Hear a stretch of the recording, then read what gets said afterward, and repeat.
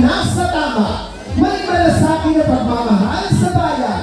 May alam sa batas at may prinsipyo. Kaya dapat nasa Senado. Kung gusto mo ng tunay na pagbabago, pumili tayo ng bago. Kay Marcoleta tayo. Kay Marcoleta, may pag-asa. Palakpakan po natin ang numero 38, ang ating magiging senador, Dante Marcoleta.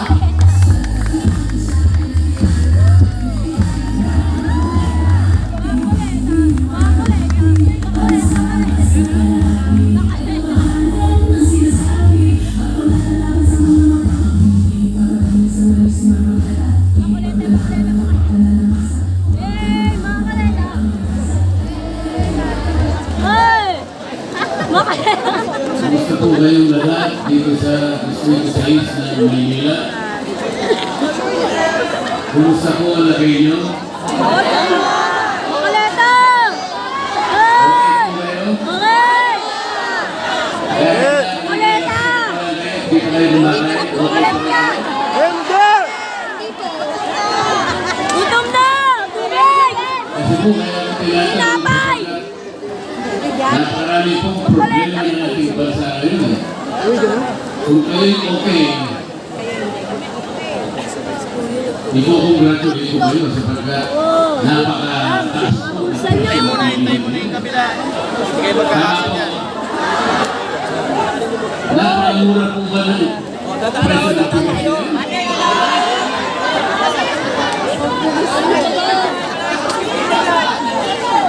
Napakamura po ba ng gamot? Gamot po. Murang-mura, di ba? Yung pang-hospital, murang-mura din, hindi ba? Mahal! Hindi ko po sabihin na ang buhay natin ngayon ay hindi masyadong maginhawa. Hindi!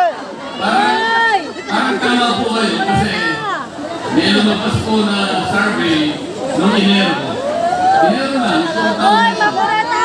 Ang nagsasabi po na nakakaramdam po ng hirap ay 67% ng ating population.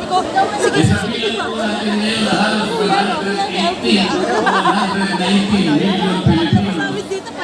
Kung ang magsasabi po na sa kanilang pakiramdam ay mahirap sila, 67% talaga po may problema. Talagang naniniwala po ako na pangunahing problema yun ay yung ekonomiya po natin. Ekonomiya natin. Si Pinti nung Mura po ba ang kuryente? mahal! Naku, mahal! Ano po? Mahal! Mahal kita! Yung po hindi ko maintindihan kung bakit napakamahal ang kuryente sa ating bansa. Alam po ba ninyo, Tita! yung layunin po ng batas sa kuryente na ginawa ng Kongreso 24 na taon na nakararaan. Alam po ba ninyo kung paano nahing layunin ng batas na yun? Ang pangunahing layunin po ng batas ay ibigay ang kuryente sa mga mamamayan ng Pilipinas sa murang halaga. Yun po, letra po letra. Bakit po baligtad ang nangyari? Kasi po yung pagpapatupad ng mga batas, hindi po binabantayan nung dapat magbantay. Gawa ng batas, ang gaganda po ng batas, parang ngayon po, ang dami yung binili gamit sa bahay, mga mamahaling gamit, mga mamahaling bag, ayaw na naman gamitin. Wala. Ang batas po ay ginawa para po sa kapakanan ng mamamayan. Matagal po at mahal gumawa ng batas. Kumisan po 3 taon, kumisan ulit-ulit. Alam po ba ninyo Magna Carta of the Poor na isa ako sa nagsulong? Inabot po kami ng 15 taon bago maging batas. Hanggang ngayon po ay hindi pa nabibigyan ng gaan para ito'y patupad sapagkat yung mga ahensya na mayroong responsibilidad para ito'y patupad natutulog po lang. Alam mo yan, ang karakter ng taong mahirap kung sa Magna Carta of the Poor. Lino po yun. Karapatan niya sa pagkain, karapatan niya sa gamot, karapatan sa pabahay, karapatan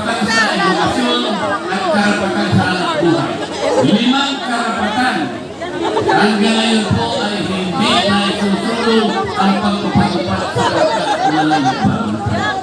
Yun po ang pinasasabi ng lupa. Kaya po nung Marso, ito lang, 2 months ago, ano po ang sinabi ng survey? 27% po ng mamamayang Pilipino nakakaramdam po ng gutom. 27%. Napakalakas po. Halos 29 million poor Filipinos po.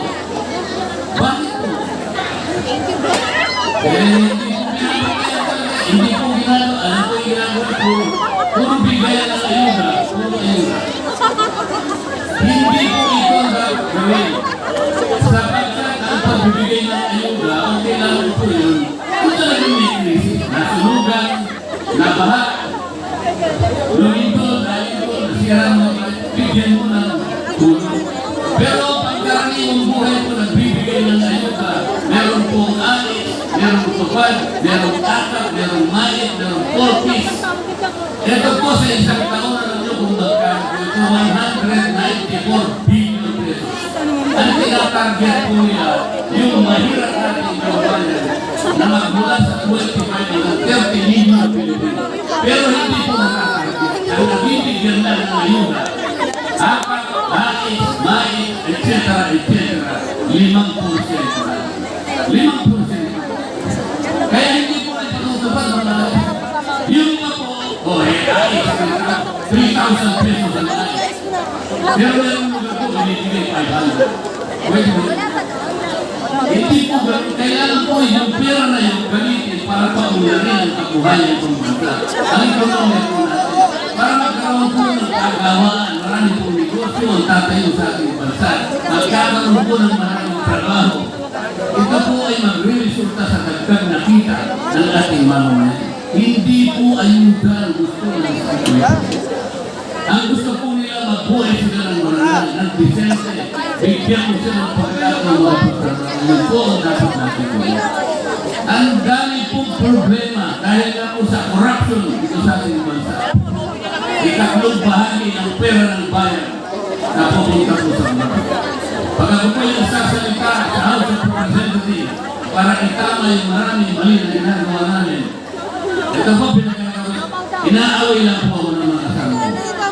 Kaya po nilang makipag-debate ng sambayan. Wala po silang katwiran na masasabi kapag kami po yung debate.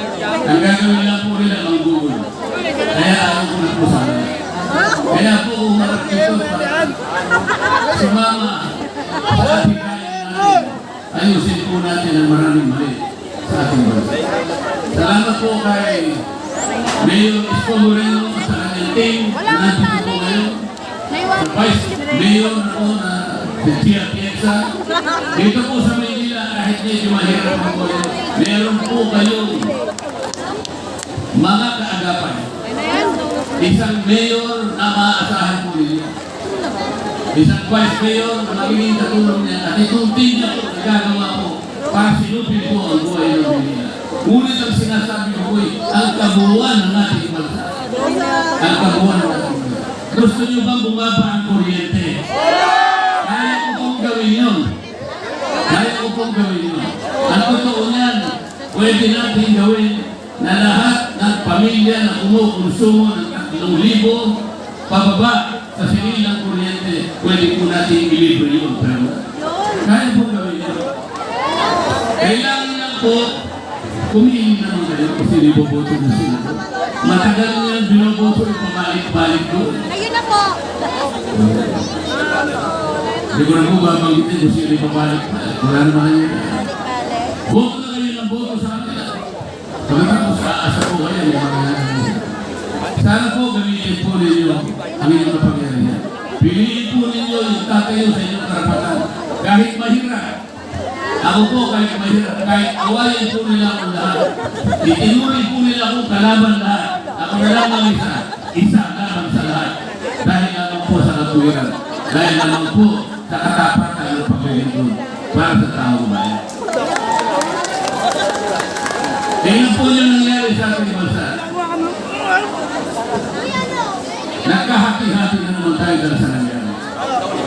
Alam na po ninyo kung ano yung nangyari. Marami po sa ating mamamayan, kung hindi man lahat, meron po silang kalungkutan sa puso. Yung iba, maaaring nagtatagli ng galit sa kanilang bibig. Dahil sa nangyari, sana hindi po nangyari. Tingnan po ninyo yung mga in-impeach nila yung Vice President. Tatanggalin po nila yung Vice President. Dinukot nila yung dating Pangulo. At ngayon po ay naharap sa isang daton sa bansa na hindi natin kinikilaman ang kanyang kapangyarihan. Wala po silang jurisdiction. Ngunit ang bibitaw ko pong salita, itama po natin lahat ito. Itama po natin lahat ito. Kayo mawala ng pag-asa. Magkaisa po tayo. Iboto po ninyo yung inaakala ninyo nalaban sa inyong kapangyarihan. Dante Marcoleta po. Number 38 sa Malota. Tandaan po ninyo parang kalibre 38. Pagbabarilin po natin lahat. Magandang gabi po sa